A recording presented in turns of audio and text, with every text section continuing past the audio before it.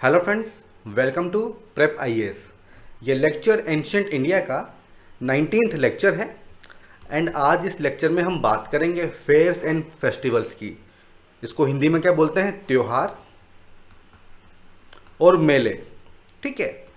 अब फ्रेंड्स, आगे बढ़ने से पहले उन सभी लोगों के लिए जिन्होंने नया नया हमारा ये चैनल ज्वाइन किया है उनके लिए कुछ इम्पोर्टेंट इन्फॉर्मेशन।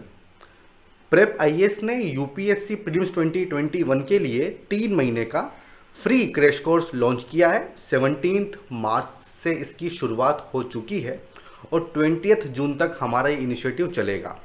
काफ़ी सारे अच्छे फीचर्स हैं, जैसे कि एकदम फ्री है, आपको कोई भी पेमेंट नहीं करना है। ठीक है। पूरा सिलेबस यहाँ पे हम लोग कवर करवा रहे हैं। फुल लेंथ मॉक टेस्ट होंगे, स्टैटिक एंड डायनामिक दोनों ही पोर्शन को हम लोग कवर करवा रहे हैं। हमारे टेलीग्राम चैनल पे आपको स्टडी मटेरियल, नोट्स और हमारे हर वीडियो का पीडीएफ वहाँ पे हम लोग आपको अवेलेबल करवा रहे हैं। संडे को एक तो डाउट क्लियरिंग सेशन होते हैं और दूसरे होती है सीसेट की क्लासेस। हमारी सबसे बड़ी स्ट्रेंथ है हमारी फैकल्टी, जिसे यूपीएससी टीचिंग का या फिर यूपीएससी एग्जामिनेशन का काफ़ी अच्छा एक्सपीरियंस है। इसलिए फ्रेंड्स, हमारा ये इनिशिएटिव काफ़ी बेनिफिशियल होगा आप लोगों के लिए। मेरी आपसे रिक्वेस्ट है कि आप इसे फॉरवर्ड कीजिए, शेयर कीजिए अपने फ्रेंड्स ग्रुप में, सर्किल में, ताकि मैक्सिमम लोग इससे जुड़ सकें। अगर आपको डिटेल्ड शेड्यूल जानना हो, रजिस्ट्रेशन लिंक जानना हो, हमारे टेलीग्राम चैनल का लिंक जानना हो, तो आप डिस्क्रिप्शन बॉक्स में जाइए, जो इस वीडियो में दिया हुआ है। वहाँ पे आपको इस तरह की तमाम इन्फॉर्मेशन मिल जाएंगी। अब दोस्तों, इस वाले लेक्चर में हम एक तो फेयर्स एंड फेस्टिवल्स के बारे में बात करेंगे और फिर उसके बाद कुछ मल्टीपल चॉइस क्वेश्चंस भी करेंगे। अब फ्रेंड्स, जब हम फेस्टिवल्स की बात करते हैं, त्योहारों की बात करते हैं, तो पहला सवाल जो हमारे मन में आता है वो ये कि हम फेस्टिवल्स को सेलिब्रेट क्यों करते हैं। काफ़ी सारे कारण हो सकते हैं, कुछ कारण हम यहाँ पे हाईलाइट करते हैं। सबसे पहला पर्पस तो क्या होता है? एंटरटेनमेंट। इससे आप सब लोग एग्री करेंगे, एंटरटेनमेंट के लिए फेस्टिवल्स सेलिब्रेट किए जाते हैं। सेकंड जो कारण हो सकता है वो है कि आप जिस भी गॉड को मानते हैं उसकी बर्थ को आप सेलिब्रेट करते हैं, जैसे कि जन्माष्टमी। ठीक है। इसके अलावा जो भी गॉड हैं या माइथोलॉजिकल कैरेक्टर हैं, उसकी लाइफ में कुछ इवेंट होता है, उसको भी आप सेलिब्रेट करते हैं, जैसे कि दशहरा। ठीक है।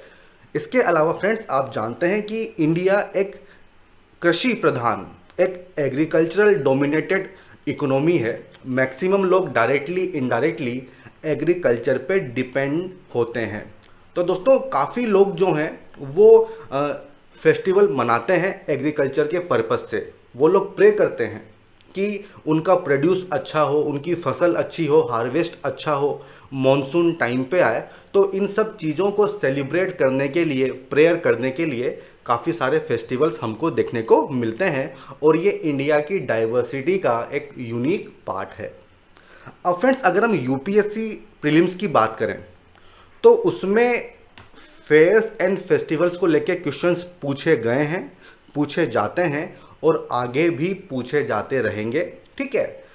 हमारा मेन जो फोकस होना चाहिए वो नॉर्थ ईस्टर्न जो स्टेट्स हैं उनके क्या फेस्टिवल्स हैं और जो साउथ के फेस्टिवल्स हैं, क्योंकि इनके नाम थोड़े अजीब से होते हैं, याद करने में तकलीफ होती है और इसीलिए यूपीएससी का ये फेवरेट टॉपिक है। ठीक है। नॉर्थ ईस्ट और साउथ के फेस्टिवल्स, और इस लेक्चर में हमारा फोकस भी उसी पे होगा। ठीक है। मेनली आपको क्या याद होना चाहिए? आपको फेस्टिवल का नाम याद होना चाहिए और वो किस स्टेट में सेलिब्रेट किया जाता है ये आपको पता होना चाहिए। और अगर मान लो कुछ बहुत ही इम्पोर्टेंट इन्फॉर्मेशन है उससे जुड़ी हुई, तो वो भी आपको पता होनी चाहिए। इसके अलावा हमको ज़्यादा कुछ याद नहीं करना है। हम शुरुआत करेंगे नॉर्थ ईस्ट स्टेट से और सबसे पहला आता है लोसर फेस्टिवल, जो कि अरुणाचल प्रदेश में सेलिब्रेट किया जाता है। Friends, it marks the Tibetan new year. Tibetan new year की शुरुआत इस फेस्टिवल से होती है। ठीक है। इसके अलावा भी काफ़ी सारे फेस्टिवल्स हैं जो अरुणाचल प्रदेश में सेलिब्रेट किए जाते हैं, जैसे कि सियांग रिवर फेस्टिवल, इसको याद करना काफ़ी आसान है। जीरो फेस्टिवल, ये म्यूजिक का फेस्टिवल होता है। देन सोलंग, मुरुंग, ध्री, मोपिन, मोनपा, रेह, बुरी बूट। फ्रेंड्स देखिए, नॉर्थ ईस्ट में काफ़ी सारी ट्राइब्स होती हैं, ठीक है, और उन ट्राइब्स के अपने अलग फेस्टिवल्स होते हैं, इसलिए आप देखेंगे कि काफ़ी सारे फेस्टिवल्स आपको एक ही स्टेट में देखने को मिलते हैं। एंड फ्रेंड्स कुछ इंपॉर्टेंट होते हैं जो हमें याद करने हैं, जैसे कि लोसार फेस्टिवल आपको याद होना चाहिए, सोलंग आपको याद होना चाहिए, ध्री आपको याद होना चाहिए, रेह आपको याद होना चाहिए, एंड बुरी बूट ये आपको याद होना चाहिए। फ्रेंड्स ये जो इमेज आप देख रहे हैं ये लोसार फेस्टिवल की है और ये वाली इमेज सोलंग फेस्टिवल की है। अब फ्रेंड्स ये जो बुरी बूट जो फेस्टिवल आता है ये बेसिकली जो वहाँ की नीशी ट्राइब है, ठीक है, वो इसको सेलिब्रेट करती है और इसका पर्पस क्या होता है, ये स्प्रिंग को वेलकम करते हैं, जो बसंत ऋतु होती है उसको वेलकम करने के लिए इस फेस्टिवल को मनाया जाता है। फ्रेंड्स हार्वेस्ट का मतलब क्या होता है, इसका मतलब होता है कटाई। जब आप कटाई करते हो खेतों में उसको कहा जाता है हार्वेस्ट, ठीक है। तो फ्रेंड्स यहाँ पे आप इन डिफरेंट फेस्टिवल्स की इमेज देख सकते हैं, काफ़ी कलरफुल ड्रेसेस ये लोग पहनते हैं, ठीक है, काफ़ी इंटरेस्टिंग फेस्टिवल्स इनके होते हैं। अब फ्रेंड्स ये जो ध्री फेस्टिवल है इसको सेलिब्रेट करती है अपातनी ट्राइब, तो ये एक इम्पॉर्टेंट इन्फॉर्मेशन है जो आपको याद रखनी होगी। अब फ्रेंड्स इसके बाद हम बढ़ते हैं सिक्किम की तरफ, और सिक्किम में जो सबसे फेमस फेस्टिवल है वो है सागा दावा। हो सकता है मैं इसको सही से प्रोनाउंस नहीं कर पा रहा हूँ, ठीक है, बट आप इसकी स्पेलिंग याद रखिएगा, ठीक है। ये वहाँ की जो बुद्धिस्ट कम्युनिटी है सिक्किम की वो इसको सेलिब्रेट करती हैं, और क्यों, क्योंकि बुद्धा का जो बर्थ हुआ था, एनलाइटनमेंट हुआ था, जो उनका परिनिर्वाण हुआ था, उस सबके लिए इस फेस्टिवल को सेलिब्रेट किया जाता है। अब इसके बाद फ्रेंड्स सिक्किम का अगला इम्पोर्टेंट फेस्टिवल है लोसोंग फेस्टिवल, जो कि वहाँ का हार्वेस्ट सीजन को सेलिब्रेट करने के लिए मनाया जाता है। फ्रेंड्स हार्वेस्ट मतलब कटाई, ठीक है, इस सीजन को सेलिब्रेट करने के लिए लोसोंग फेस्टिवल मनाया जाता है। आप इस इमेज में देख सकते हैं, ये सिक्किम न्यू ईयर भी होता है और जो हार्वेस्ट सीजन होता है उसको सेलिब्रेट करने के लिए मनाया जाता है। अब अगला आता है दोस्तों मणिपुर। यहाँ पे आपको काफ़ी सारे फेस्टिवल्स देखने को मिलेंगे, जैसे कि चेरोबा फेस्टिवल। फ्रेंड्स ये जो चेरोबा फेस्टिवल है ये न्यू ईयर की बिगनिंग को मार्क करने के लिए मनाया जाता है, और इसमें आपको जॉइंट फैमिली फीस्ट होता है, सब लोग एक फैमिली के बंदे साथ बैठ के खाना खाते हैं, तो ये सब चीज़ चेरोबा फेस्टिवल में होती है। इसके अलावा मणिपुर में आपको संगाई फेस्टिवल भी देखने को मिलेगा। फ्रेंड्स इसको याद करना काफ़ी आसान है, संगाई वहाँ का एनिमल है जो मणिपुर में ही देखने को मिलता है। देन चवांगकुट, फ्रेंड्स ये भी इम्पोर्टेंट है, ये फेस्टिवल भी मणिपुर में ही सेलिब्रेट किया जाता है, और ये हार्वेस्टिंग सीजन के एंड को मार्क करता है, चवांगकुट। फ्रेंड्स जो चवांग है इसका मतलब होता है ऑटम, ठीक है, और ऑटम को हिंदी में क्या बोलते हैं, शरद ऋतु, ठीक है। तो चवांग का मतलब होता है ऑटम और कुट का मतलब होता है हार्वेस्ट, ठीक है फ्रेंड्स। तो ये सब छोटी छोटी इन्फॉर्मेशन है जिस पे काफ़ी सारे सवाल पूछ लिए जाते हैं। अब दोस्तों अगला जो आता है वो आता है कांग चिंगबा फेस्टिवल, ये भी मणिपुर में ही मनाया जाता है, ठीक है। हमने उड़ीसा में जगन्नाथपुरी रथ यात्रा देखी थी, तो ये उसके सिमिलर है, ठीक है, तो ये बहुत इंपॉर्टेंट हमारे लिए हो जाता है। अब इसके बाद नेक्स्ट आता है वांगला फेस्टिवल, एंड ये सेलिब्रेट किया जाता है मेघालय में। फ्रेंड्स इसको वहाँ की जो गेरो ट्राइब है वो इसको सेलिब्रेट करती है, ठीक है, ये एक इम्पोर्टेंट इन्फॉर्मेशन है। एंड दोस्तों इसको एक दूसरा नाम भी है इसका, वो है द 100 ड्रम्स। तो इस पे सवाल पूछा जा सकता है कि 100 ड्रम्स फेस्टिवल कहाँ पे सेलिब्रेट किया जाता है, ठीक है, तो ये आप यहाँ पे देख सकते हैं। इसके अलावा अगला जो फेस्टिवल है जो यहाँ पे सेलिब्रेट होता है वो है नोंगक्रेम फेस्टिवल। दोस्तों ये भी एक इम्पोर्टेंट फेस्टिवल है, जो वहाँ की जो खासी ट्राइब होती है वो इसको सेलिब्रेट करती है। आपको मेनली ट्राइब का नाम न भी पता हो तो चलेगा, आपको केवल फेस्टिवल का नाम और वो किस स्टेट से बिलोंग करता है, केवल उतना अगर आपको याद होगा तो हमारा काम चल जाएगा। अब दोस्तों इसके बाद आता है त्रिपुरा, और त्रिपुरा का जो सबसे इम्पोर्टेंट फेस्टिवल है वो है खर्ची पूजा। इसको याद करना काफ़ी आसान है। अब दोस्तों इसमें क्या होता है, 14 गॉड्स की पूजा होती है, ठीक है। इसका ऑब्जेक्टिव होता है मदर अर्थ को सेलिब्रेट करना, उनकी पूजा करना, ठीक है दोस्तों। तो ये कुछ इंपॉर्टेंट इन्फॉर्मेशन है जो इन फेस्टिवल से जुड़ी हुई है। अब दोस्तों इसके बाद आता है असम, और असम का जो सबसे फेमस फेस्टिवल है वो है अम्बुबाची मेला, और ये कहाँ पे होता है? गुवाहाटी के कामाख्या टेम्पल में। इसके बारे में हम बात कर चुके हैं। अब दोस्तों इसका संबंध है फर्टिलिटी से, ठीक है, ये भी हमने बात की थी, और इसको महाकुंभ ऑफ द ईस्ट भी कहा जाता है। तो एक इम्पॉर्टेंट इन्फॉर्मेशन है जिस पे सवाल बनते हैं। इसके अलावा कुछ और भी फेस्टिवल्स हैं जो असम में मनाए जाते हैं, जैसे कि बिहू, ये हमने देखा था जब हम डांस की बात कर रहे थे। देहिंग पतकई, ये वहाँ पे सेलिब्रेट किया जाता है। Majuli festival, friends Majuli island आपने सुना होगा, तो इसका संबंध उसी से है। अब फ्रेंड्स ये जो बिहू जो फेस्टिवल है ये असम का मेन फेस्टिवल है, और इसको साल में 3 बार मनाया जाता है। फ्रेंड्स ये एक इम्पोर्टेंट इन्फॉर्मेशन है जिस पे सवाल पूछे जाते हैं, और अभी कोविड के टाइम पे ये न्यूज़ में था, तो इसलिए ये हमारे लिए इम्पोर्टेंट है। 3 बार मनाया जाता है और इनके अलग अलग नाम होते हैं, जैसे कि रोंगाली जो कि सबसे इम्पोर्टेंट होता है, देन कोंगाली, और सबसे लास्ट में होता है भोगाली, ठीक है फ्रेंड्स। तो ये तीनों नाम आपको पता होने चाहिए। अब इसके बाद अगला आता है नागालैंड। फ्रेंड्स नागालैंड का सबसे इम्पोर्टेंट फेस्टिवल है हॉर्नबिल फेस्टिवल, ठीक है।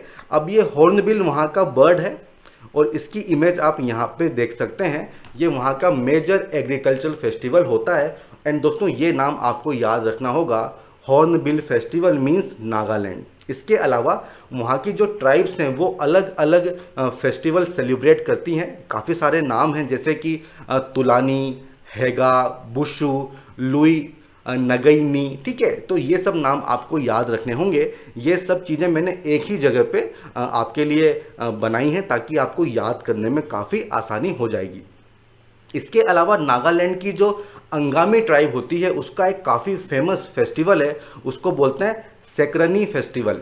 अब दोस्तों ये एक प्योरीफिकेशन फेस्टिवल है। यहाँ पे ये लोग क्या करते हैं, इनका ऐसा मानना है कि जो एविल स्पिरिट्स हैं उनको भगाया जाता है इस फेस्टिवल में, इसलिए इसको बोलते हैं प्योरीफिकेशन फेस्टिवल, मतलब शुद्धता वाला फेस्टिवल इसको आप कह सकते हैं। और कौन इसको सेलिब्रेट करती है? जो वहाँ की अंगामी ट्राइब होती है। अब हम बढ़ते हैं मिजोरम की तरफ। एंड दोस्तों मिजोरम का जो सबसे फेमस फेस्टिवल है वो है चपचारकुट फेस्टिवल। एंड दोस्तों आई थिंक ये 2018 या फिर 19 के जो प्रीलिम्स थे उसमें पूछा गया था।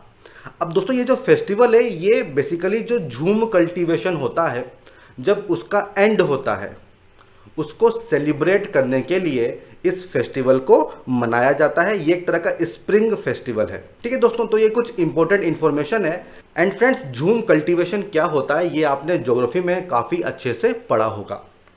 हमारे नॉर्थ ईस्ट वाले फेस्टिवल ख़त्म हो गए हैं, इतने ही हैं, इतने ही अपने को याद करने हैं। अब हम बढ़ते हैं साउथ की तरफ, और सबसे पहले हम बात करेंगे ओणम की, जो कि केरला का स्टेट फेस्टिवल है। दोस्तों ये भी एक हार्वेस्ट फेस्टिवल है, मतलब जब कटाई होती है उस समय इसको सेलिब्रेट किया जाता है। और इसका सबसे इम्पोर्टेंट फीचर ये है कि इस दौरान आपको वल्लम कल्ली भी देखने को मिलती है। ये वल्लम कल्ली क्या होती है? एक स्नेक बोट रेस होती है दोस्तों, बहुत इंपॉर्टेंट है। इसके अलावा 2 और फेस्टिवल है जो केरला में सेलिब्रेट किए जाते हैं, विशु एंड अल्पाशी उत्सवम। ये दोनों दोस्तों आपको याद रखने होंगे, ये हमारे लिए इंपॉर्टेंट है। फ्रेंड्स देखिए ये वो स्नेक बोट रेस है जो हमको ओणम के दौरान देखने को मिलती है। अब दोस्तों सबरीमाला टेम्पल काफ़ी न्यूज़ में रहा पिछले कुछ सालों में, ठीक है। वहाँ पे एक फेस्टिवल सेलिब्रेट होता है, उसका नाम है मकरा विलक्कू फेस्टिवल। और ये जो मकर संक्रांति होती है उस समय इसको सेलिब्रेट किया जाता है। तो दोस्तों ये आपको याद रखना होगा, मकर विलक्कू फेस्टिवल, और कहाँ पे हो रहा है? सबरीमाला में। अब दोस्तों मकर संक्रांति पे हमारे इंडिया के डिफरेंट पार्ट्स में डिफरेंट फेस्टिवल सेलिब्रेट किए जाते हैं। उन सब की लिस्ट यहाँ पे मैंने आपके सामने रखी है। अब दोस्तों हम आगे बढ़ते हैं और बात करते हैं तमिलनाडु की, और यहाँ का जो सबसे इम्पोर्टेंट फेस्टिवल है वो है पोंगल। ये एक हार्वेस्ट फेस्टिवल होता है, ठीक है दोस्तों। फ्रेंड्स मैंने आपको शुरू में कहा था कि एग्रीकल्चर काफ़ी इंपॉर्टेंट है, और आप देख रहे होंगे कि जितने भी हम फेस्टिवल डिस्कस कर रहे हैं उसमें से मैक्सिमम का संबंध एग्रीकल्चर के साथ है। इसके अलावा कुछ और भी यहाँ पे फेस्टिवल होते हैं, जैसे कि थाईपुसम। फ्रेंड्स ये जो इमेज है ये थाईपुसम की है। नाट्यांजलि फेस्टिवल एंड जलीकट्टू, ये तो आपने पॉलिटी में इसको काफ़ी डिटेल में पढ़ा होगा और इसकी इमेज आप यहाँ पे देख सकते हैं।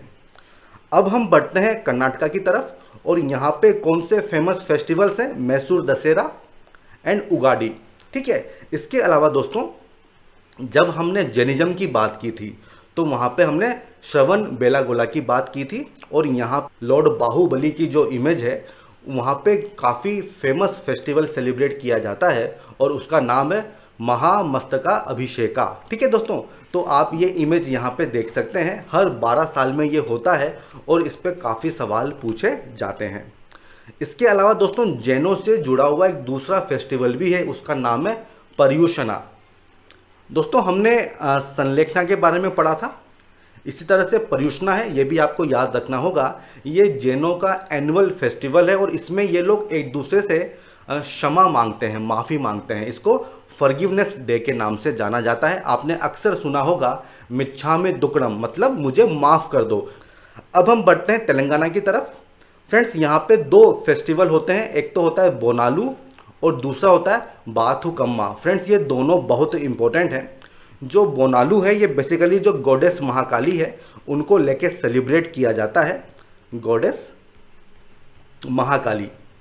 ठीक है, और ये बेसिकली थैंक्स गिविंग फेस्टिवल है जहाँ पे आप थैंक यू बोलते हैं अपने गॉड को। ठीक है, अब दोस्तों इसके अलावा सेकंड जो फेस्टिवल है वो है बाथुकम्मा। ये बहुत इंपॉर्टेंट है दोस्तों, ये हमेशा न्यूज़ में रहता है। ये तेलंगाना का एक फ्लोरल फेस्टिवल है एंड फ्रेंड्स आप इस इमेज में देख सकते हैं कि फ्लावर्स के द्वारा इस फेस्टिवल को सेलिब्रेट किया जाता है। Next one is Andhra Pradesh, और यहाँ पे केवल एक ही फेस्टिवल है और वो है ब्रह्मोत्सवम। और ये कहाँ पे सेलिब्रेट होता है, जो तिरुपति हैं उस वाले मंदिर में इसको सेलिब्रेट किया जाता है। अब friends next one is Hemis, और ये कहाँ पर है, लद्दाख में इसको सेलिब्रेट किया जाता है। फ्रेंड्स हमने हेमिस गोम्पा मोनेस्ट्री देखी थी, वो भी लद्दाख में ही है। ठीक है, तो ये जो हेमिस फेस्टिवल है इसको लद्दाख में सेलिब्रेट किया जाता है और इसका मेन ऑब्जेक्टिव क्या है कि जो गुरु पद्म संभवा हैं उनकी बर्थ को यहाँ पे सेलिब्रेट किया जाता है। गुरु पद्म संभवा, उनकी बर्थ को यहाँ पे सेलिब्रेट किया जाता है। तो ये एक इम्पोर्टेंट इंफॉर्मेशन है इस वाले फेस्टिवल के लिए। अब फ्रेंड्स बढ़ते हैं उड़ीसा की तरफ, और यहाँ का जो सबसे इम्पोर्टेंट फेस्टिवल है वो है रथ यात्रा।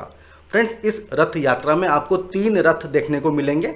ठीक है, और ये रथ किस किस लॉर्ड के होते हैं, बलभद्रा, जगन्नाथ एंड सुभद्रा के। इसके अलावा 2 और फेस्टिवल हैं जो उड़ीसा के हैं, काफ़ी फेमस हैं। सबसे पहला है राज परबा। फ्रेंड्स ये जो राज परबा होता है ये बेसिकली जो वुमेनहुड होता है उसको सेलिब्रेट किया जाता है। और जो नौखई है ये बेसिकली इसका रिलेशन एग्रीकल्चर से है। ठीक है, और इसमें न्यू राइस सीजन को वेलकम किया जाता है। फ्रेंड्स ये जो 2 इमेज हैं इसमें आपको ये पिक्चर क्लियर हो जाएगी। देखिए यहाँ पे एक वुमेन को दिखाया हुआ है। ये जो फेस्टिवल है राज परबा, इसमें वुमेनहुड को सेलिब्रेट किया जाता है, जबकि जो नौखई जोहर है उसका रिलेशन एग्रीकल्चर के साथ है।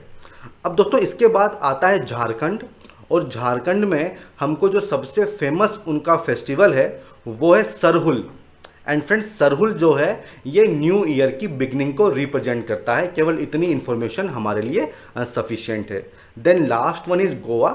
यहाँ पे जो फेस्टिवल सेलिब्रेट किए जाते हैं उसमें मांडो जो कि एक म्यूजिक फेस्टिवल है, और चेकल कालो। फ्रेंड्स चेकल कालो बेसिकली ये मानसून में एक मड फेस्टिवल इसको माना जाता है, मड फेस्टिवल है। ठीक है, आप इस इमेज में देख पा रहे होंगे। ठीक है, मानसून टाइम मड फेस्टिवल इसको कहा जाता है। अब फ्रेंड्स फेस्टिवल्स हमने सारे देख लिए हैं। अब हम बात करेंगे फेयर्स की, जो मेले लगते हैं इंडिया में, और अभी कुंभ मेला काफ़ी न्यूज़ में था तो इस पर सवाल बन सकता है। अब friends it is the largest religious gathering in the world, ये तो आपको पता ही होगा। ठीक है, 4 प्लेस पे रोटेशनल बेसिस पे इसको सेलिब्रेट किया जाता है। Number 1 is Allahabad, then Haridwar, then Nashik and Ujjain. And friends Allahabad में जो त्रिवेणी संगम है वहाँ पे ये होता है, गंगा, यमुना एंड सरस्वती। हरिद्वार में भी गंगा है, नासिक में है गोदावरी एंड उज्जैन में शिप्रा। ठीक है, तो ये रिवर्स के नाम भी आपको याद होने चाहिए। अब दोस्तों अभी जो 2021 वाला कुंभ है वो आपने हरिद्वार में देखा, अगला आएगा 2024 में और वो किसी दूसरे प्लेस पे होगा। ठीक है, तो हर 3 साल के बाद आपको कुंभ देखने को मिलेगा। ठीक है, और एक पर्टिकुलर प्लेस पे 12 ईयर्स के इंटरवल के बाद आपको कुंभ देखने को मिलता है। अब फ्रेंड्स ये जो कुंभ मेला है इसके पीछे एक कहानी है, और वो कहानी क्या है कि जब सुर असुर संग्राम हुआ था, फाइट हुई थी, उसमें एक काफ़ी सारी चीज़ें निकली थी। ठीक है, समुद्र में से जब समुद्र मंथन होता है, ठीक है, उसमें से एक पर्टिकुलर चीज़ थी कलश, इसको कहते हैं कुंभ। एंड फ्रेंड्स इस कुंभ में क्या था, अमृत था। ठीक है, तो जो देवता थे, जो डीमंस थे, वो फाइट कर रहे थे और इस दौरान इस कलश से कुछ बूंदें 4 डिफरेंट लोकेशन पे गिर जाती हैं, और ये जो 4 प्लेस हैं ये वही हैं, और इसीलिए इन्हीं पर्टिकुलर जगहों पे इस मेले को, इस फेस्टिवल को सेलिब्रेट किया जाता है। अब दोस्तों जहाँ तक नासिक एंड उज्जैन की बात है, तो यहाँ पे जो कुंभ होता है उसको कभी कभी सिंहस्थ कुंभ के नाम से भी जाना जाता है, और ये बेसिकली जो प्लैनेट्स की पोजीशन है उस पर डिपेंड करता है।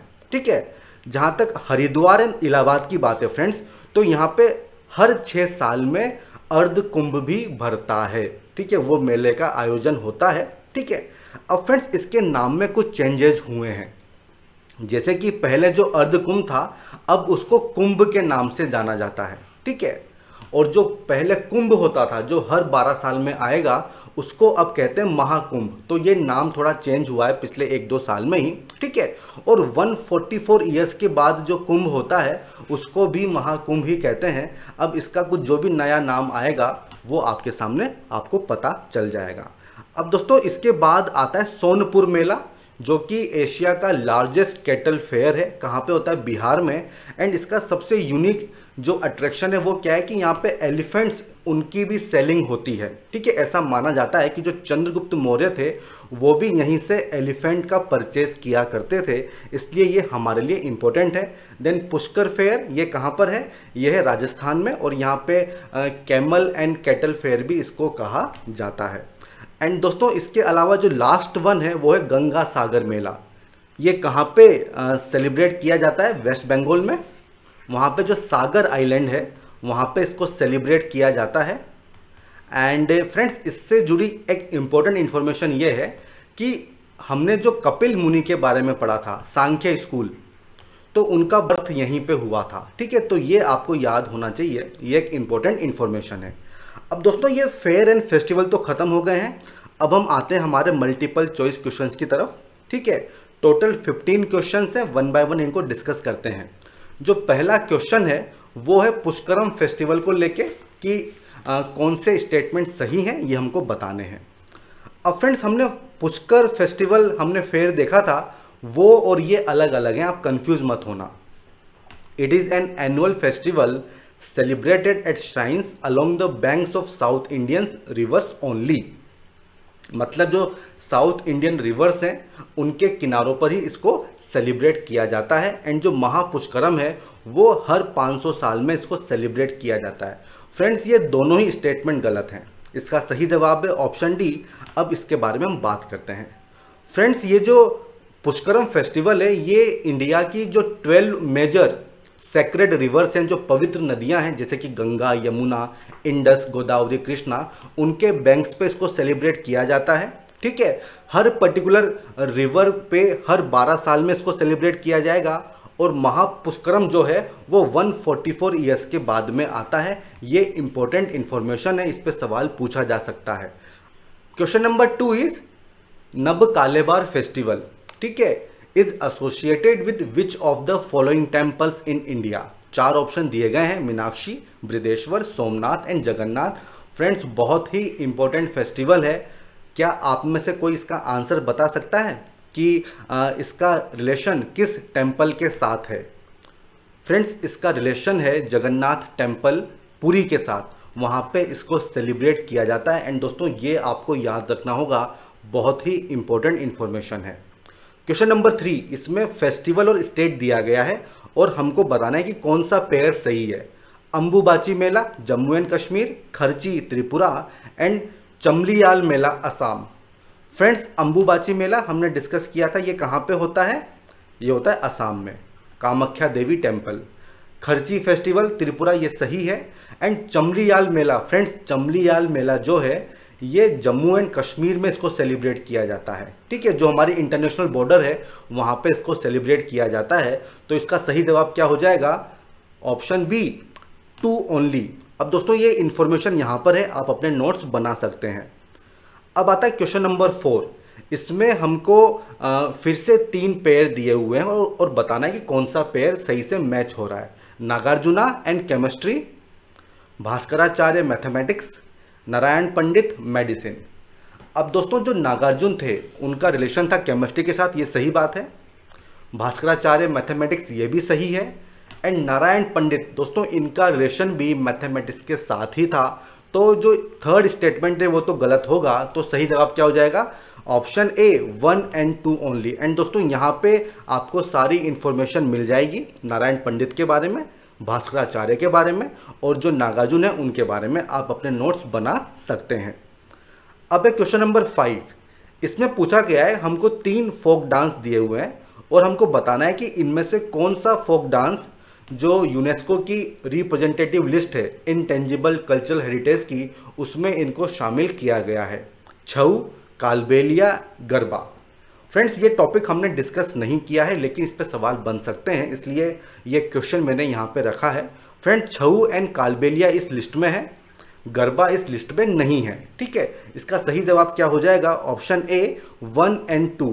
एंड फ्रेंड्स ये वो पूरी लिस्ट है जिसमें आपको पता चल जाएगा कि कौन कौन सा आइटम इसमें शामिल है, कौन कौन सा नहीं है। अब हम आते हैं क्वेश्चन नंबर 6 की तरफ, जहाँ पे हमसे फेस्टिवल और स्टेट फिर से दिए गए हैं और हमको बताना है कि उसका करेक्ट आंसर क्या होगा। हॉर्नबिल फेस्टिवल, फ्रेंड्स जस्ट अभी हमने डिस्कस किया था, हॉर्नबिल कहाँ पे होता है? ये होता है मणिपुर में, मेघालय में, मिजोरम में या फिर नागालैंड में? ये होता है नागालैंड में, ठीक है। तो ए का ऑप्शन हो जाएगा 4, तो या तो ए सही होगा या फिर बी सही होगा, ठीक है। अब फ्रेंड्स बी में तो दोनों में 3-3 दिया हुआ है, मतलब इसको हमको देखने की जरूरत ही नहीं है, ये सही हो जाएगा। अब आता है वांगला फेस्टिवल। फ्रेंड्स वांगला हमने देखा था 100 ड्रम्स, ये कहाँ पे था? मेघालय में, ठीक है। तो सी का ऑप्शन क्या हो जाएगा? 2, मतलब option A is the correct answer, ठीक है दोस्तों। आई होप आप इस चीज़ को समझ पा रहे होंगे। Next one is question number 7, यहाँ पे खीर भवानी फेस्टिवल के बारे में 2 स्टेटमेंट दिए गए हैं। Kheer Bhavani festival, it is celebrated by Gaddis, एक बकरवाल ट्राइब्स होती है कश्मीर की, उनके द्वारा इसको सेलिब्रेट किया जाता है। और इसका मेंशन कल्हाना की जो बुक थी राज तरंगनी, उसमें हमको देखने को मिलता है। फ्रेंड्स स्टेटमेंट 2 सही है, फर्स्ट गलत है। जो कश्मीरी पंडित हैं वो इसको सेलिब्रेट करते हैं और इस बुक में हमको इसका मेंशन मिलता है, तो सही जवाब हो जाएगा option B, 2 only. And friends इसके बारे में डिटेल्ड इंफॉर्मेशन आपको यहाँ पे मिल जाएगी। अब हम बढ़ते हैं क्वेश्चन नंबर 8 की तरफ, जहाँ पे हमसे पूछा गया है कि एंशियंट इंडिया में संघरामा, इसका संबंध, इसका मतलब क्या है? 4 ऑप्शन हमको दिए गए हैं। Market place for priestly class in Gupta period, monastery for Buddhist community, religious sect and a type of revenue collected. अब दोस्तों देखिए ऑप्शन डी में आपको थोड़ा कंफ्यूजन हो सकता है, ठीक है, लेकिन जो संघरामा है, संघरामा इसका मतलब होता है मोनेस्ट्री, ठीक है। सही जवाब होगा ऑप्शन बी। और दोस्तों ये बहुत ही इंपॉर्टेंट इंफॉर्मेशन है, कीवर्ड है और कीवर्ड पे काफ़ी क्वेश्चन पूछ लिए जाते हैं। अगला आता है क्वेश्चन नंबर 9, इसमें हमको मार्शल आर्ट दी हुई है और स्टेट दिया हुआ है और बताना है कि कौन सा करेक्ट कोड है।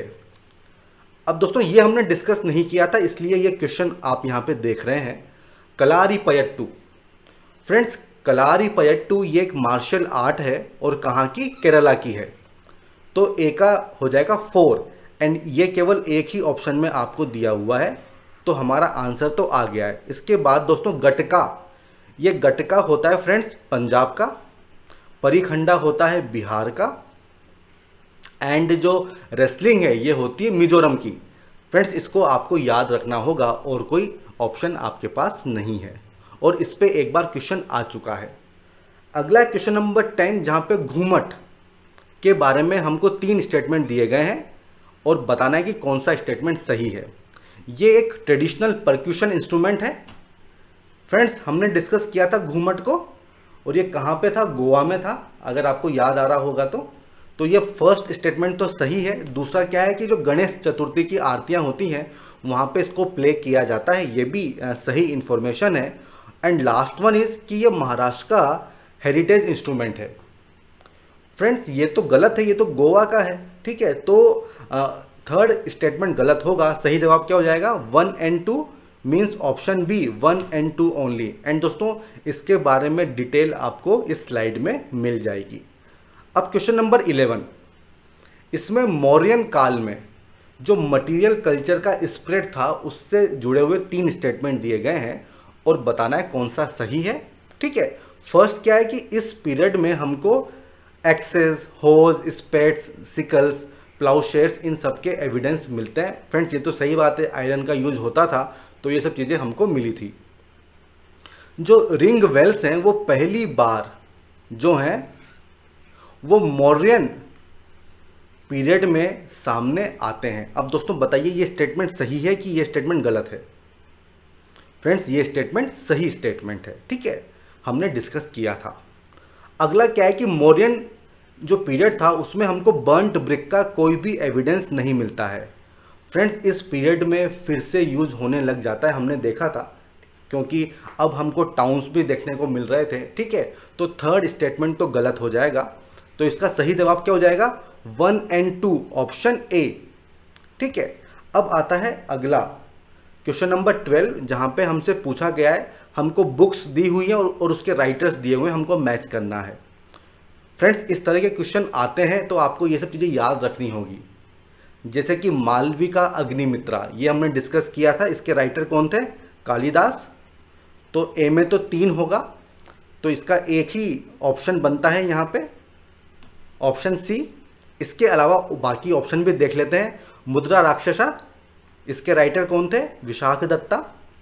देन हर्षचरिता, ये बाणभट्टा, ये भी हमने देखा था। और यहाँ पे हम एक नया एक चीज़ देख रहे हैं, राइटर है बिल्हाना, और बुक का क्या नाम है, विक्रमांक देवचरिता। तो एक नई इंफॉर्मेशन है हमारे लिए। अब आते हैं अगले क्वेश्चन की तरफ, और वो है कालभ्रा रिवोल्ट। इसके रिलेशन में 3 स्टेटमेंट दिए गए हैं। Number 1, the revolt was directed against the existing social and political order in south India.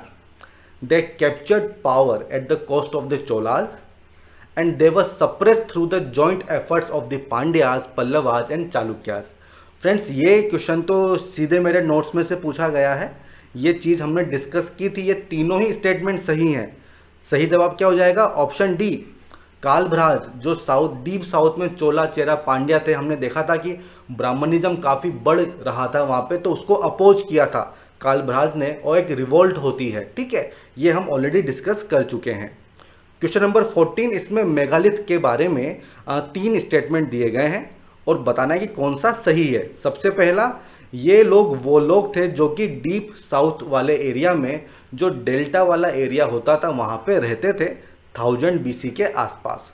अब दोस्तों आपको लगेगा कि ये स्टेटमेंट सही है, ठीक है, लेकिन ये गलत है, यहाँ पे घुमा दिया गया है। और कैसे घुमाया है, यहाँ पे लिखा है डेल्टा रीजन, जबकि वो तो पहाड़ों पे रहते थे, ठीक है, जो अपलैंड होते थे वहाँ पे वो लोग रहा करते थे। They were predominantly agriculturist with less advance types of agricultural tools. Friends वो लोग हंटर्स थे, फूड गैदरर्स थे, ये हमने डिस्कस किया था, तो ये भी गलत है, फर्स्ट भी गलत है। And third statement is the social arrangement developed within their primitive societal setup is known as तमीज़ हकम। फ्रेंड्स बताइए इसका मतलब क्या होता है। ये तो नॉर्थ और जो डीप साउथ के बीच का जो कल्चरल कॉन्टेक्ट था उसके लिए इस वर्ड को यूज़ किया गया था। तो दोस्तों ये तीनों ही स्टेटमेंट गलत हैं। सही जवाब क्या हो जाएगा, option D, none of the above. अब दोस्तों आज का लास्ट सवाल है, हड़प्पन टाउन प्लानिंग को लेके 5 स्टेटमेंट दिए गए हैं, बताना है कि कौन सा उसका फीचर था। सबसे पहला, स्ट्रीट जो है वो ग्रिड पैटर्न में अरेंज होती थी, ये तो सही है। दूसरा, ईस्ट साइड में आपको सिटाडल देखने को मिलेगा और वेस्ट साइड में आपको लोअर टाउन देखने को मिलेगा। फ्रेंड्स बताइए ये सही है कि गलत है? दोस्तों हमने वो इमेज देखी थी, आप इसको याद कर सकते हैं, कुछ इस तरह का होता था सीन। ईस्ट साइड में आपको लोअर टाउन देखने को मिलेगा और जो वेस्ट साइड थी उसमें आपको सिटाडल देखने को मिलेगा, तो ये स्टेटमेंट तो गलत हो जाएगा।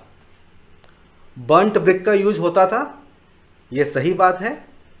जो डोर्स एंड विंडो, जो खिड़की दरवाजे होंगे वो मेन स्ट्रीट की तरफ खुलते थे। फ्रेंड्स ये स्टेटमेंट गलत है। वो जो खिड़की दरवाजे होते थे वो जो साइड की जो स्ट्रीट्स होती थी उनमें उनकी ओपनिंग होती थी ताकि प्राइवेसी मेंटेन की जा सके, ठीक है। इसके अलावा जो लास्ट स्टेटमेंट है वो क्या है? Loosely covered drains along side the main road. अब दोस्तों ड्रेन्स उनके यहाँ होते थे, ठीक है, नालियाँ बनी होती थी, उन पे कवरिंग भी होती थी, लेकिन दोस्तों हमने देखा था कि उनकी बार बार सफाई होती थी, इसलिए वो प्रॉपरली कवर्ड होंगे तो सफाई कैसे होगी, तो उनको लूजली कवर्ड किया जाता था ताकि जब आपको सफाई करनी हो आप कवर को हटा लीजिए और उसकी सफाई कर लीजिए, ठीक है। तो ये स्टेटमेंट तो सही होगा, तो इसका सही जवाब क्या हो जाएगा?